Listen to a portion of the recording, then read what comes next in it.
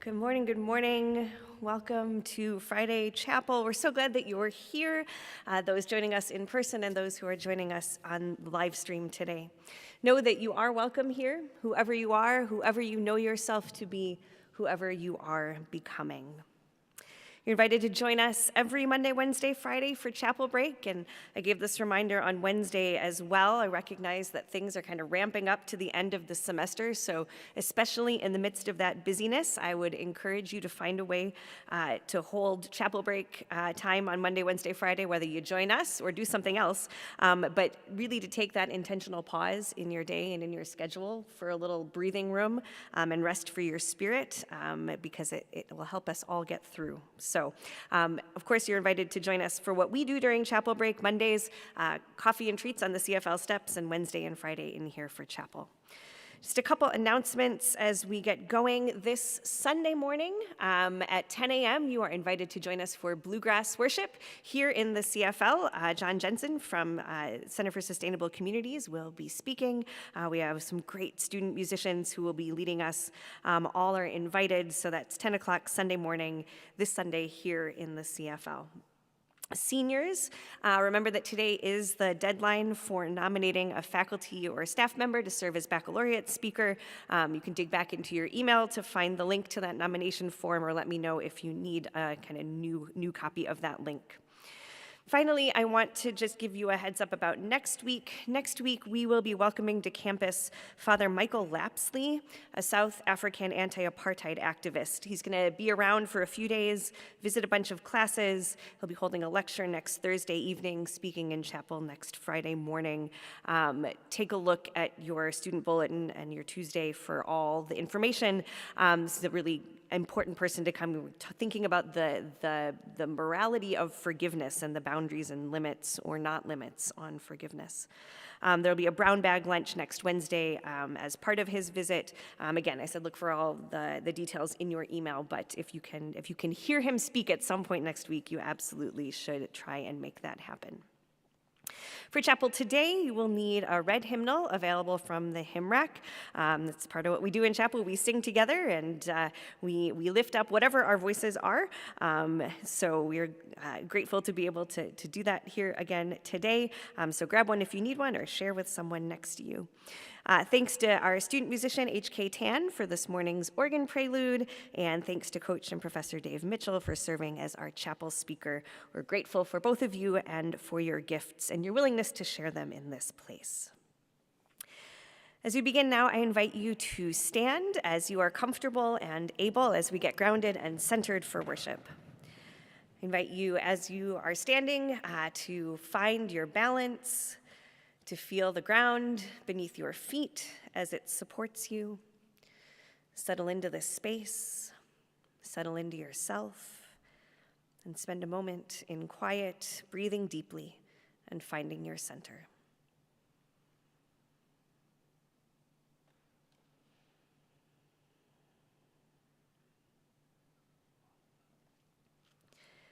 God of gods, you have told us what is good: to do justice, to love mercy, to walk humbly, to love our neighbors as ourselves. Teach us curiosity and compassion, and inspire us to live out our love for you in acts of love for this world. Amen. Our opening hymn today is number 715, Christ Be Our Light, number 715. And we will today join in singing verses 1, 2, and 5.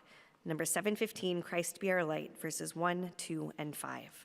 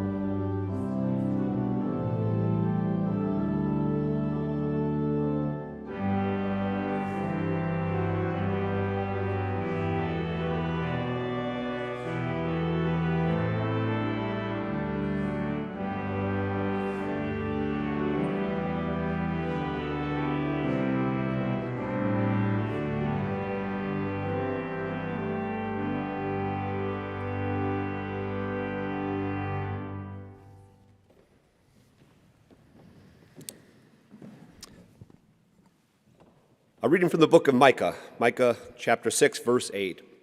He has shown you, O mortal, what is good, and what does the Lord require of you? To act justly, and to love mercy, and to walk humbly with your God. The word of the Lord. Good morning. When I first read this verse, I was drawn to the question, what does the Lord require of you? Now that question is quickly followed by three distinct things that tells us what the Lord is asking of us, and I'll dive into those in just a bit. But the question itself, without the impending answer, what does the Lord require of you, led me to contemplate it. I wondered, is what God requires of me the same as what he requires of you? I assume so, but yet the skills, talents, and gifts that you have are different than the ones I possess, and so how can God be requiring the same of each of us? As wrestling coach at Luther for 29 years, I've come to realize that when wrestlers arrive at Luther, they come with varied levels of skills, abilities, and experiences.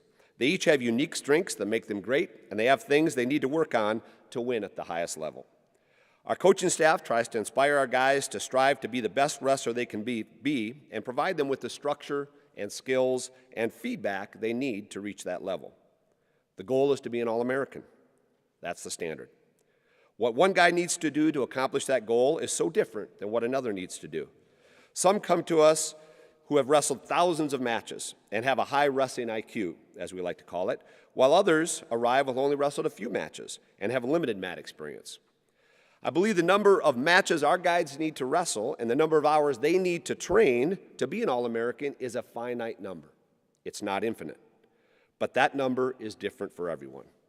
I've got a couple guys I'd like to come stand up here real quickly in front. Clayton McDonough and Walter West and Eli, if you'd come stand right up in front here quick.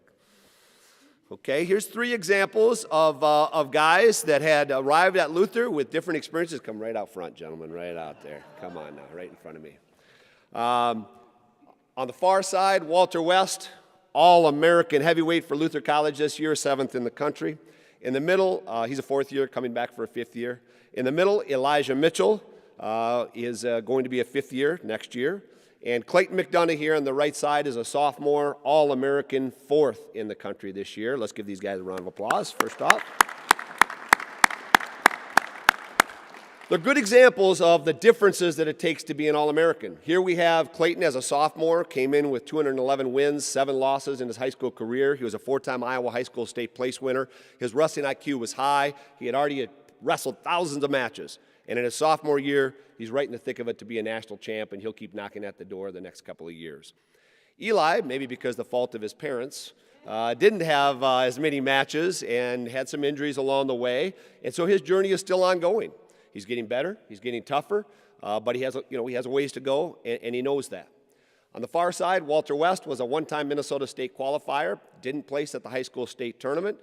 If you can believe it, he weighed 220 pounds when he was a high school senior or thereabouts, and now look at him. He's a lot bigger now, that's for sure.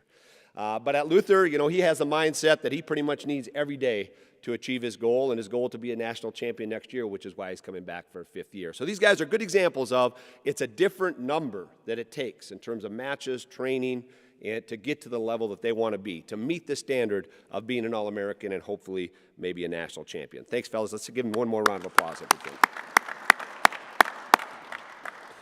Moreover, we don't know what that number is, right? We don't know what that number is. How many matches, how many hours? We don't know. And that can cause some anxiety, and it can really test our faith as we walk that journey towards greatness. And so I often remind our guys, they shouldn't worry about what the guy next to them is doing in their journey towards greatness.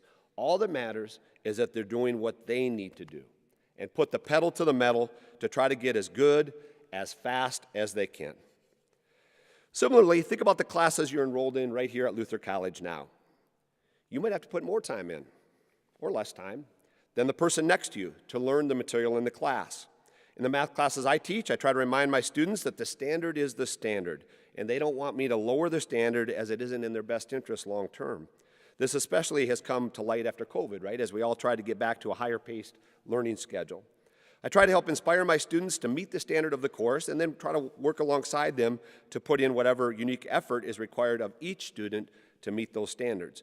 And most students do exactly that.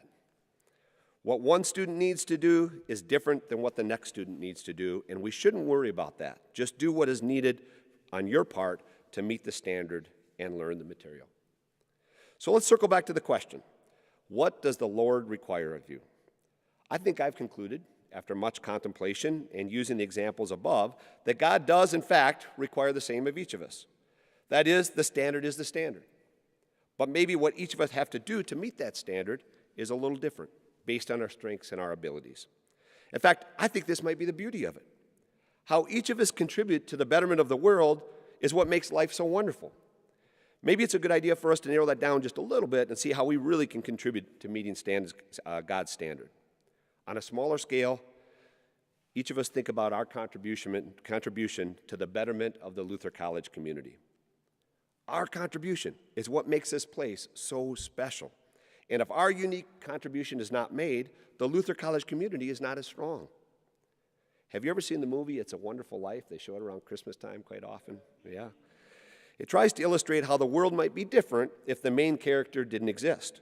The world would be a different place if each of us were not here engaging in meeting the standards God has set for us. The Luther College community would be a different place without you and your unique contributions to it. What my contribution can be and what your contribution can be are different, and we shouldn't worry that one might appear to doing more or less than the other. What matters is that we're doing what we need to in our own lives to make those daily contributions. The standard is the standard, but we each have unique talents and gifts that we must put to use and share to make the lives around us better. And to me, that's exciting and empowering. And so what is the standard God is requiring of us? It's simply stated in Micah chapter 6, verse 8, to act justly, to love mercy, and to walk humbly with the Lord. Wow. Thank goodness. God isn't asking for us to perform miracles. That's not what he's saying. He isn't asking us to build an ark and save all of God's creatures. Thank goodness. He isn't even asking us to help X number of people in their faith journey, although some of you may be called to that, such as Garrett Kilgus is going to be a pastor down the road. No, the things he's asking of us are all simple things that all of us have the capability to do each and every day, regardless of our individual skills and abilities, and regardless of where we plant our feet. This, too, I think, is exciting and empowering. But make no mistake about it. What God is asking of us are action items. They are verbs. Act justly. Love mercy. Walk humbly with God. At the base level, we're asked to act, love, walk. God isn't asking us to do miracles, but he is asking us to do things to make the world and the lives of the people around us better. In J-Term, I taught Leadership Studies 132, Team Dynamics. This was a unique year in that a lot of the students in the class were first-year students, where normally I have upperclassmen that are in the class. We had a great time growing as leaders together during the 4-week course, or at least from my perspective we did, but you might want to ask some of the students in the class, and there's a few of them here. Raise your hand if you're in Leadership Studies 132 this J-Term. Yeah, great, awesome, you can ask them. Thanks for coming, folks. In the course, we did daily readings and had daily discussions about the readings as it related to our role as a team builder here at Luther College. And by team, we meant our family, our friend groups, the organizations we're involved with, those we live with, teams of people we participated with in co-curricular activities, etc. At the end of each class, I asked students to submit a couple paragraphs to me via Katie, telling me how do they plan to take action right now in the next day or two to improve their teams as defined above, based on the readings and the discussions that we had that day. I would read their submissions online and give them a little feedback, and then the next day we'd come back together, visit about how things went that they tried to implement, and then do it all over again with a new topic and a new discussion. So I was really pressing, if you think about this now, really pressing each person in the class to take action every day. So it isn't a typical class. You go in, you kind of learn the material, and you get ready for tests and quizzes. I was really, and the people there probably can attest to it, the first few days are like, what in the world? This guy wants us to do all this work, right? And it was, and I was like, hey, I'm talking like do something. I want to see exactly the impact of what we're doing here on a daily basis. As the J-term progressed, I could see great growth and great engagement by the students in the class. They truly were engaged in taking actions every single day to improve their team culture in their teams, and it was awesome. So this J-term course kind of provided students with a person to guide their growth as a contributing team member. It provided a structure for them to take actions to grow as team members, and it gave them feedback on the actions that they took as a team member. Wouldn't it be great if all of us here could take a J-term course at Luther entitled, Act Justly, Love Mercy, and Walk Humbly with God, where we had a leader guiding our growth, pressing us every day to take specific actions to accomplish those things. And if the leader could give us feedback on our action strategies and then press us to do it again the next day, and the next day, and the next, just think how much we would grow. But maybe we are all enrolled in that J-term course right now. And that course doesn't go just for 4 weeks in January or for a semester or even for 4 years of college, but maybe for our entire life. Through the Bible, others around us, God's direction, and through thoughtful and dedicated prayer, aren't we being guided, challenged, and getting feedback each and every day on how we're making our communities and the lives around us better? If we take a moment to listen and to watch and to recognize, I think we are. We are each called to take action, aren't we? And the ways you and I can contribute to the betterment of our communities, our teams, to act justly and love mercy and walk humbly with God are unique to you and unique to me. But we're all engaged in taking these actions we are called to take each and every day. We have the potential then, I think, to have a major long-term contribution to the betterment of the teams and communities that we're a part of. And so what we really need here, just like many of my wrestlers and students in my classes need, is the courage, the inspiration, resilience, maybe a little discipline to see, listen, and take actions along those lines every day. Yes, the movie title, It's a Wonderful Life, is right on, as its storyline, that each and every one of us have a unique, positive impact in the lives of those around us. It's up to us to take action today, right here at Luther College, to act justly, love mercy, and walk humbly with our God as we support and encourage each other in our journey towards greatness as members of God's team. Amen.